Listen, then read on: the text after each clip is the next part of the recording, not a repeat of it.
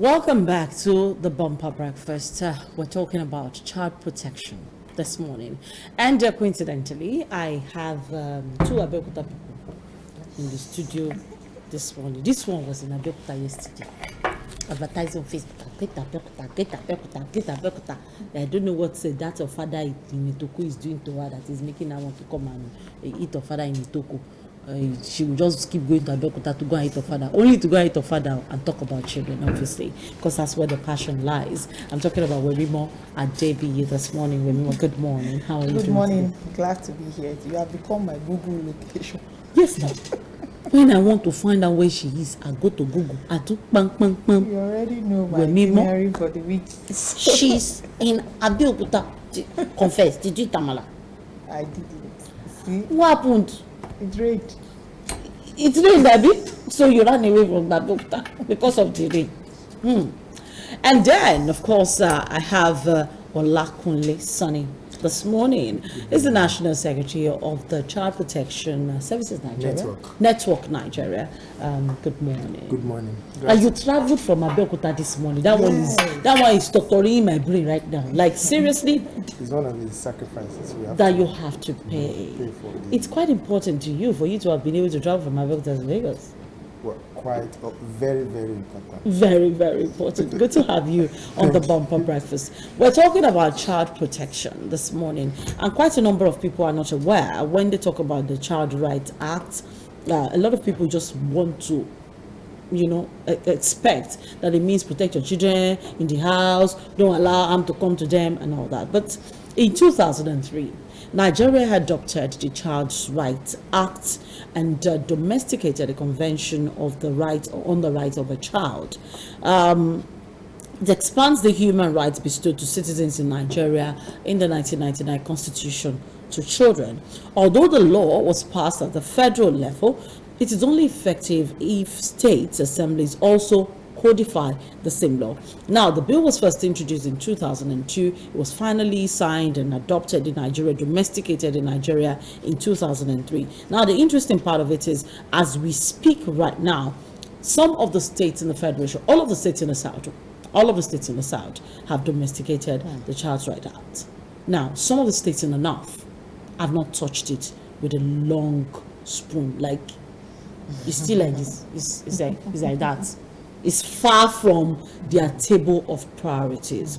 Coincidentally, in states where you hear issues of a child being abused, a 9-year-old being raped, such states have not domesticated the Child Rights Act.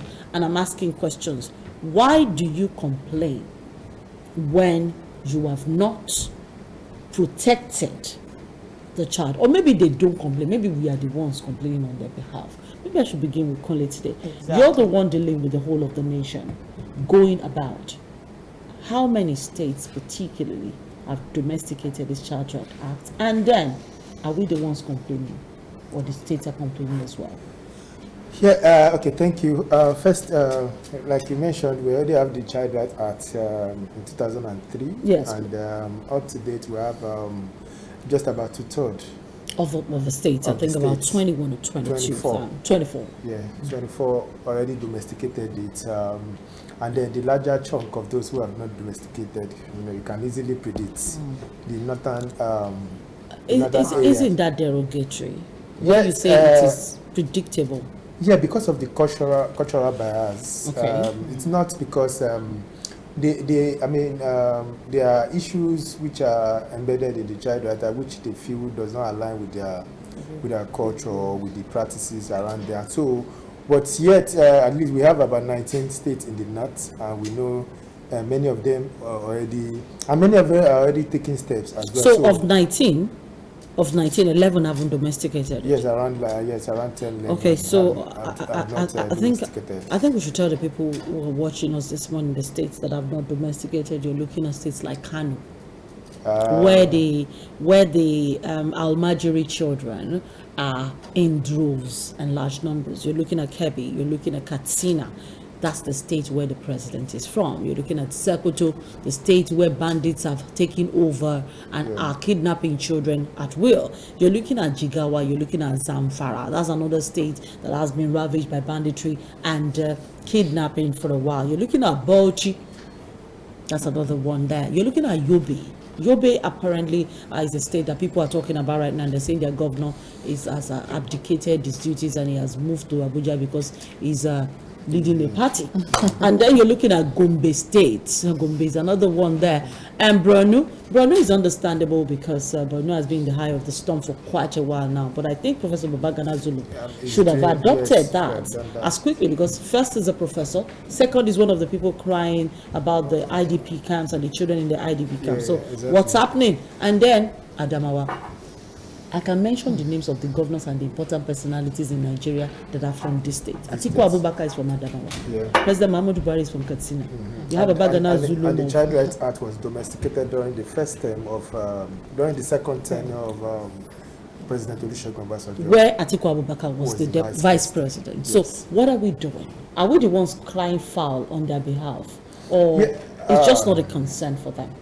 Yeah, like I said, the major issues in the northern part are these traditional matters. Even though sometimes we want to take the fault away from those leaders in those states too, because they also have to listen to what their followers are.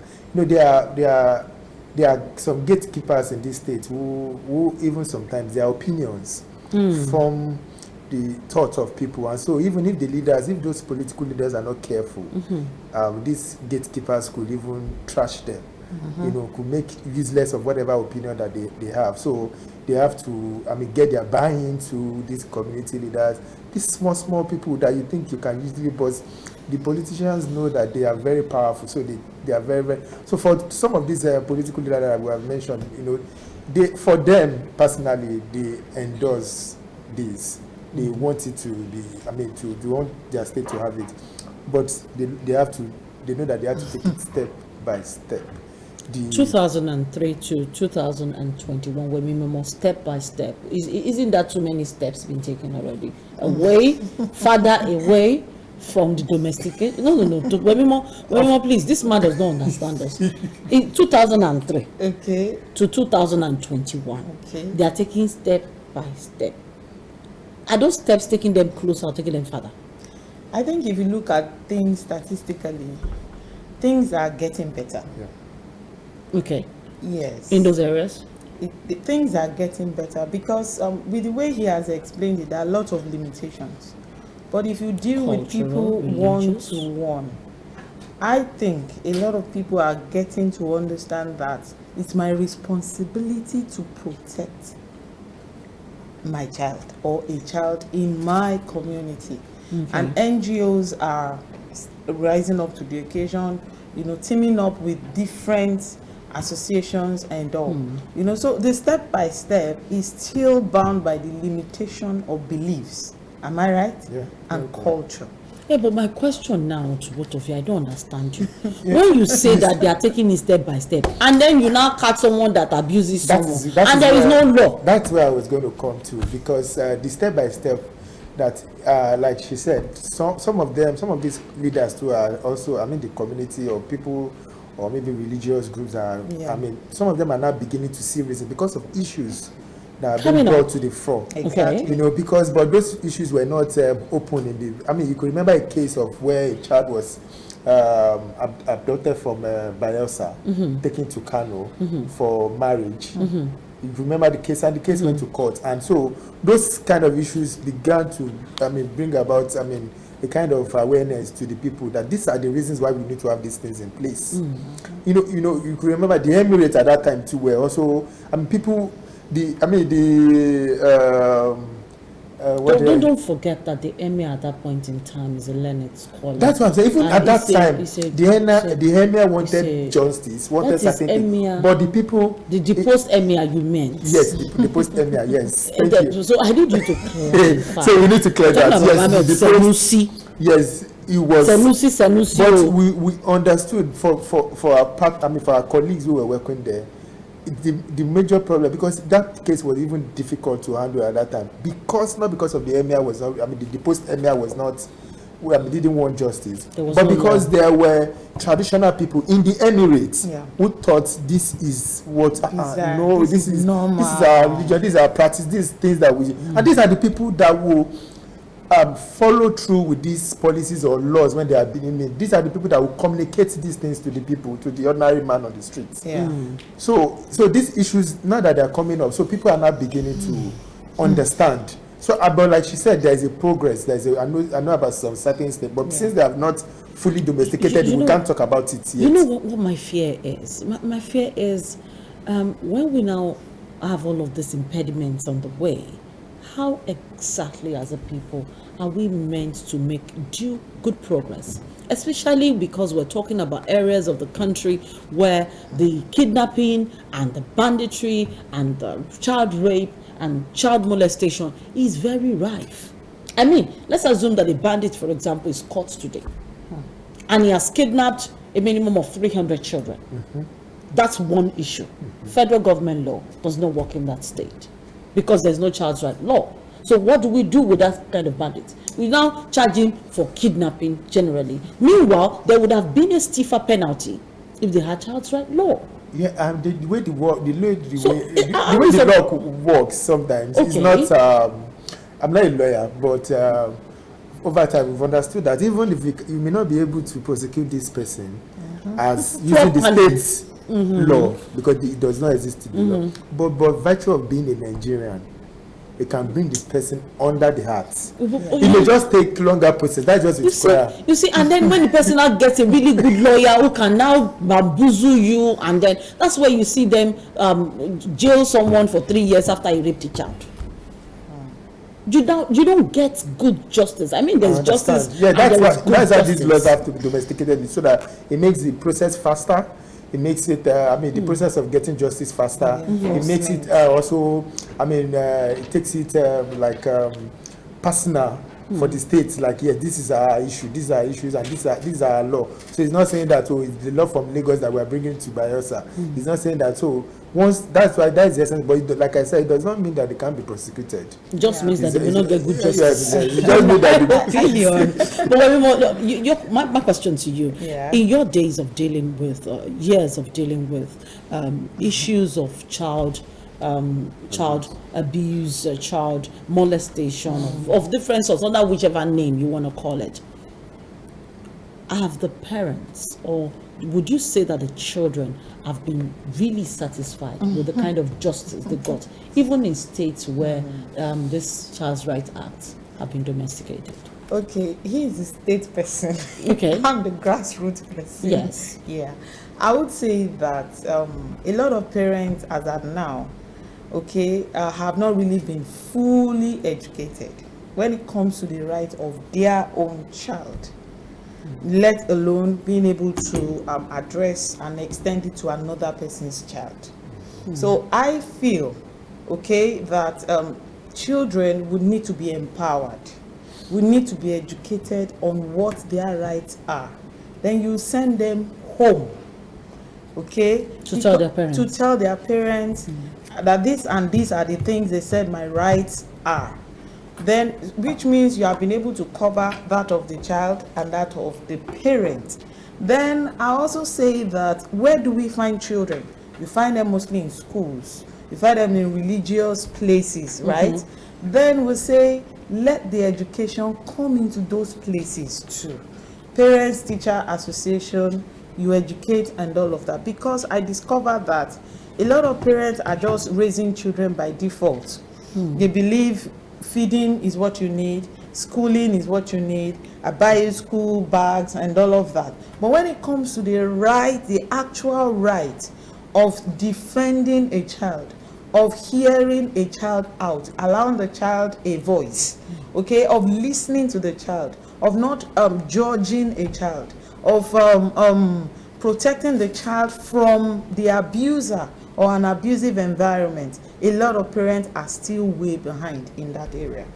So it now comes to the matter of whose responsibility is it then? You are the one going about talking to parents, talking to the society, religious bodies and all. And I did hear you say the other time that the religious beliefs is also an impediment in getting these things sorted across the nation.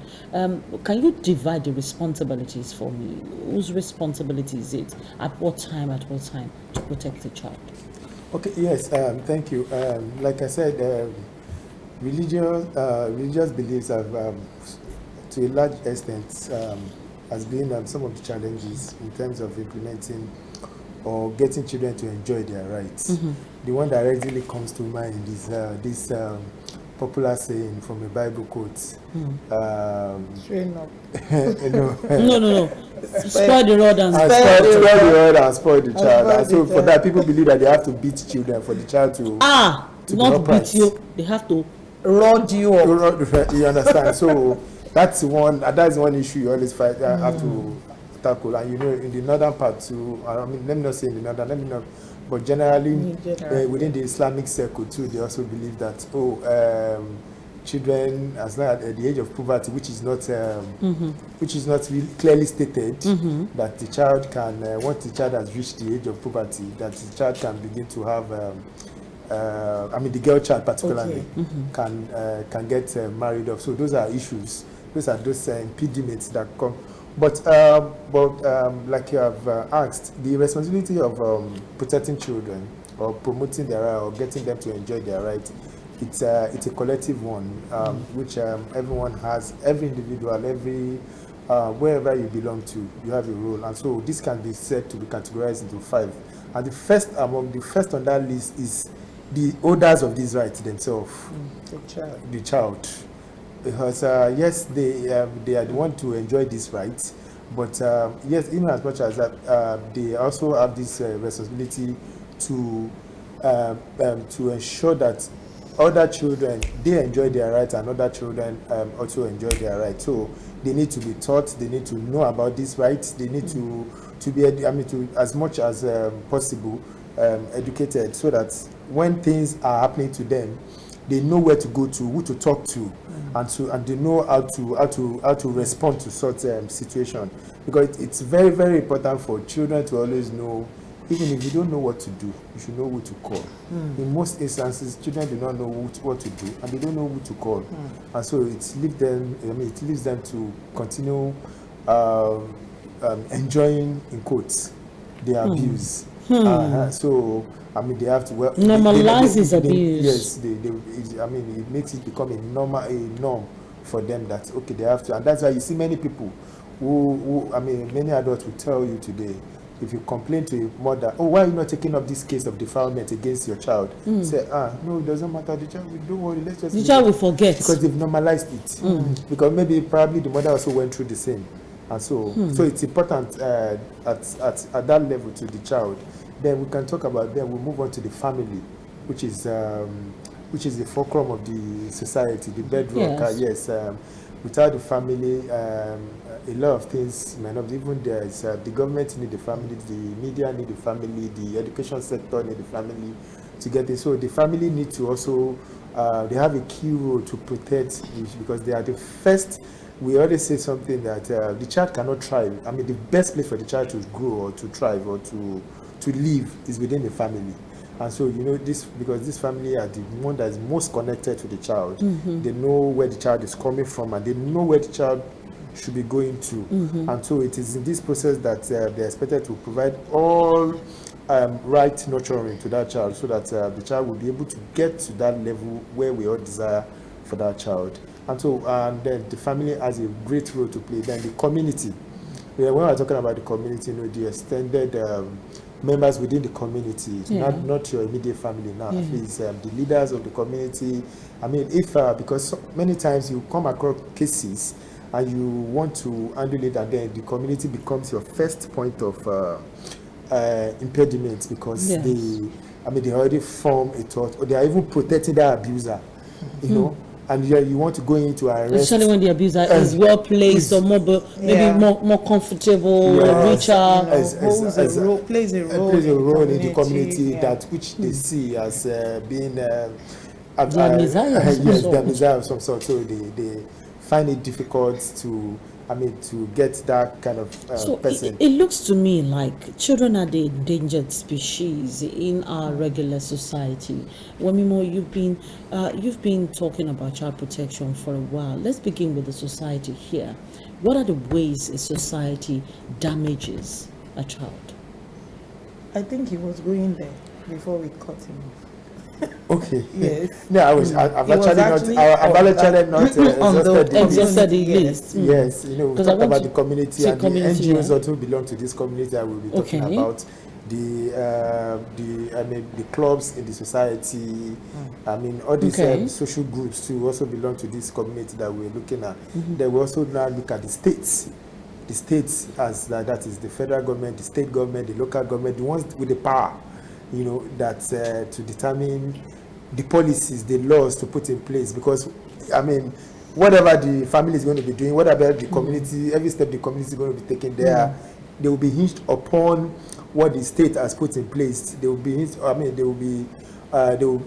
those actions will depend on what, if the state is saying that we don't want any child out of school between this time and this time, it gives the community, me as an NGO, to go out and begin to do sensitization. It empowers me to talk to people and let them know this is wrong. It empowers the police to go and make arrest and say that, yes, I've seen this child on the street and this mother, you are not doing this, because it's stated in the law already, and the state has domesticated, and they've even gone ahead to even make it they've got a policy to make sure that you are in school. So the state is a very, very key factor. And then we also look at the international community. The international actors, look at the international NGOs like the UN, because they also, in a way, help the states to, fine-tune they give them technical assistance so that this thing can be get done. Okay.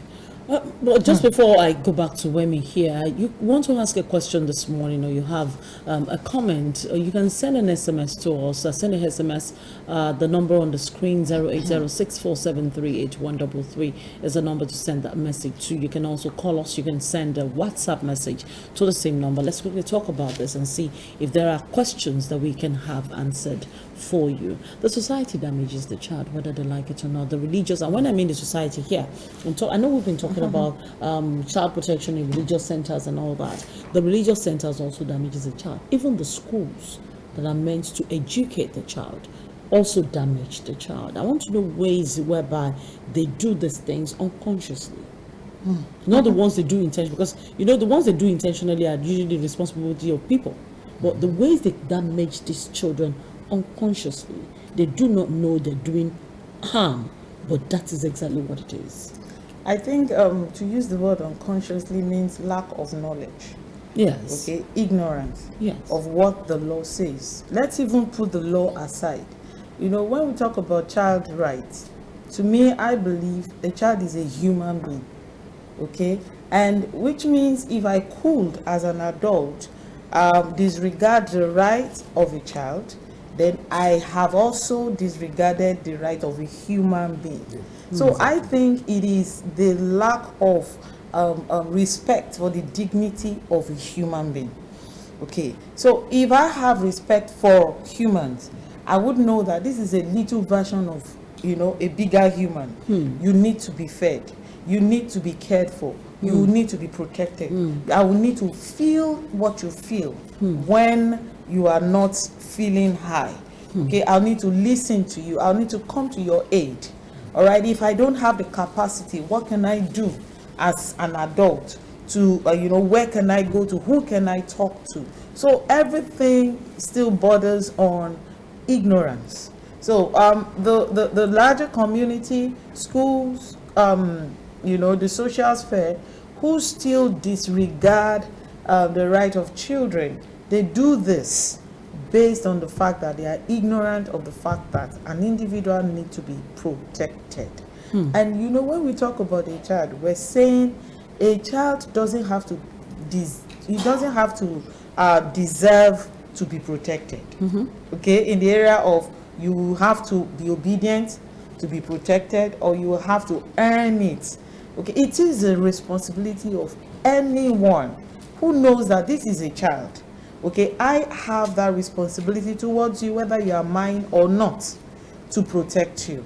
You know, but we even see that even parents who own children, their own children, they do not play their role. So how will they be able to play the role towards another person's child? And So then these are the kind of parents who also actually bring in other people's children into their homes. Exactly. So, and they believe that when this child is not yours, the child does not matter. Does not matter. But you've forgotten that what goes around will definitely come around, because your child will deal with the child you have refused to take responsibility for. So that which you have put in your child at the end of the day might end up going into thin air if you don't play your role. That's what actually happens. That's what happens. You have a story to tell me about it. Okay, I mean, you see a lot of children, and then the parents complain about, I've invested so much on this child. I'm a pastor, I'm an imam. I've always been cool, I've always been calm, I've always done things the right way. Where did this child learn this from? Obviously, the child has been influenced by his or her peers, and these peers were those that you somehow of another person's from another parent whom you thought, well, I don't, since it's, I mean, you are not my biological self. If you are like what I like, they should attend to you. If they like, they should not attend to you. I mean, I will do my own for my own child, forgetting that these children will find a way to connect. This is a global village. They may not meet in Lagos. They may go ahead. Both of them may leave Lagos and go to Abuja or go to Senegal to meet somewhere, and then they connect back, and then they begin to influence each other. So we have Mr. and you know, because this is one of the reasons why many people will not want their children to go to certain school or go to this school, because they believe these children who are in this school are this way from this home, from this background. So if we bring this conversation home this morning, with our time is fast spent, what would you say to parents who have children they are not catering directly for?